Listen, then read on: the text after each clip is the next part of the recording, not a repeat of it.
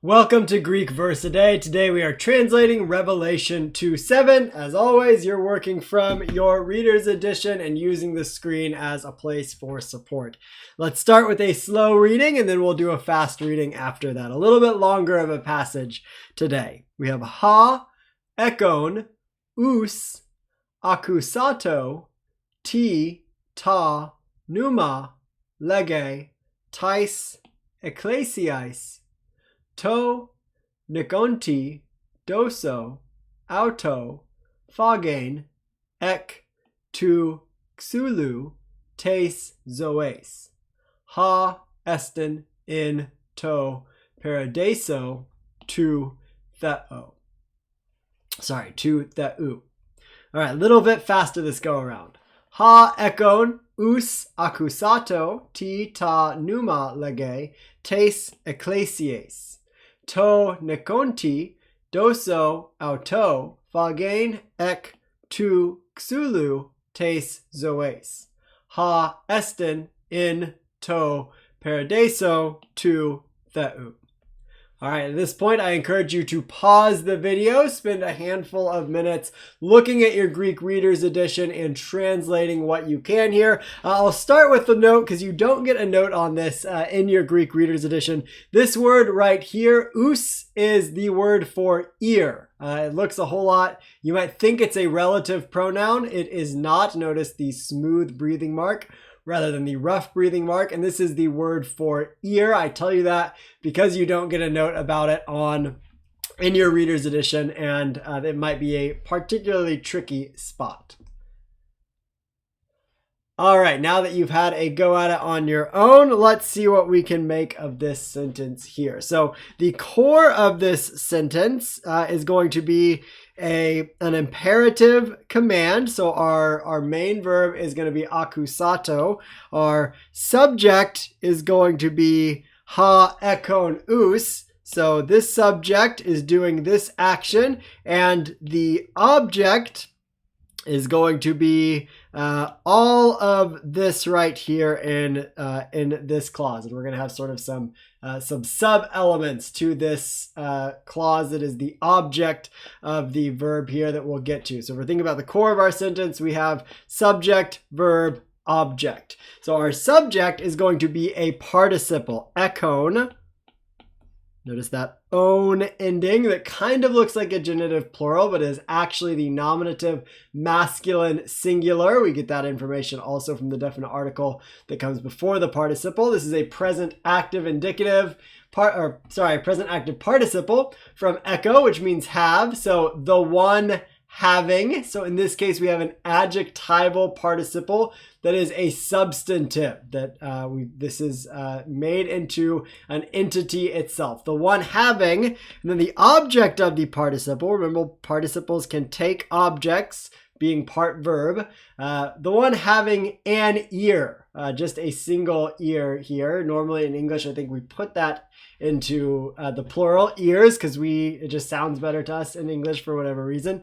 The one having ears, let him hear. So right here, our imperative, we have an aorist, active, imperative. This is a third person singular from akuo. So an encouragement or a command to hear, and the encouragement is to the one having an ear. And then the thing that is heard is this right here. And we could, in a way, sort of say that the T here, this is the word for what, and it's in the accusative, an accusative masculine singular here, is sort of expanded right with all of this that comes after it. So this is going to be what, ta, pneuma, the Spirit.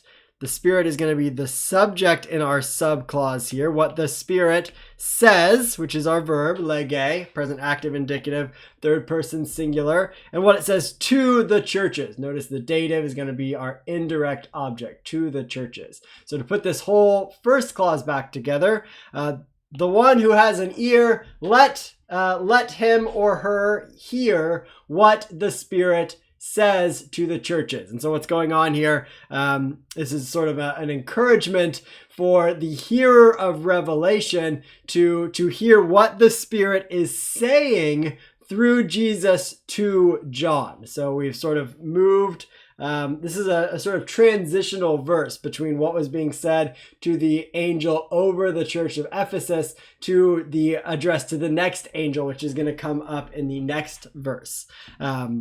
So this is in a way addressed to the congregation of Ephesus, but also to the generalized reader of Revelation. And that's the case with all of the addresses to the churches in this section of Revelation. There's a way in which it's directed to that congregation, but also to the reader of Revelation that stands apart from an individual congregation and is reading or hearing the things that is commanded of all of the 7 different churches in Revelation.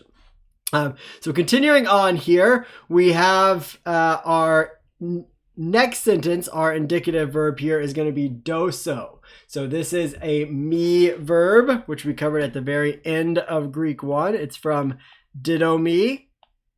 Remember, one of the peculiar things about me verbs is that they reduplicate in the present tense, and they reduplicate with a iota rather than an epsilon. So this is the present active indicative first person singular of didomi. It's a me verb, which takes its name from the ending, the me ending there.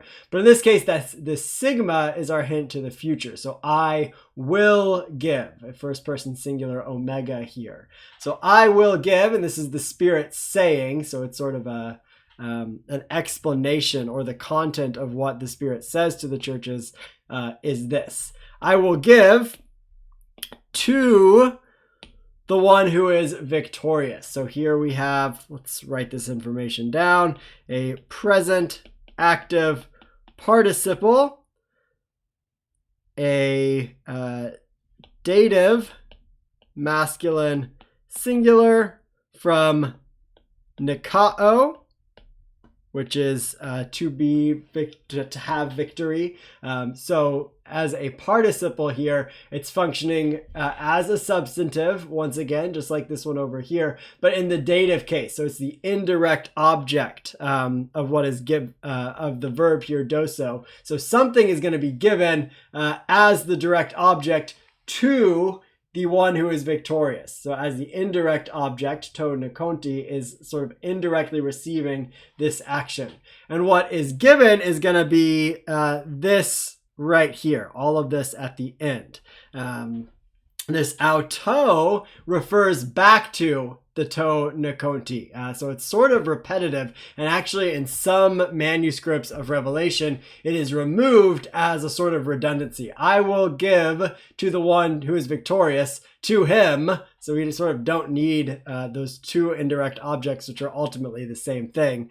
But what is given is going to be all of this right here. And I'm going to remove that because we're getting a little bit busy on the screen, but you can sort of think of all of that as the object of the verb doso. I will give him to eat. Here we have a present active infinitive, the meaning to eat literally out of the tree of life. So our prepositional phrase here we have ek with the genitive following it, to xulu, tes zoes, and then so this tes zoes here is another genitive further describing the tree of life.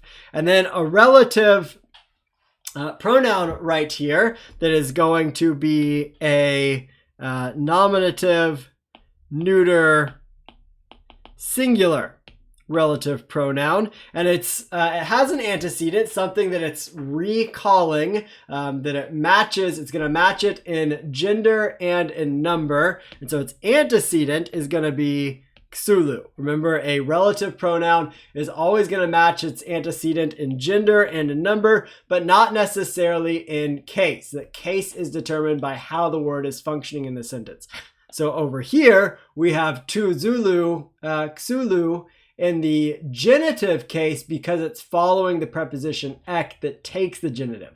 Over here, we have the relative pronoun in the nominative case because it is going to be the subject of the verb esten. So the tree of life, which is, and then another prepositional phrase to close out the verse here, in the paradise of God. So the dative case here, following the preposition in, as we would suspect, and then the genitive to theou, describing it or showing possession, God's paradise.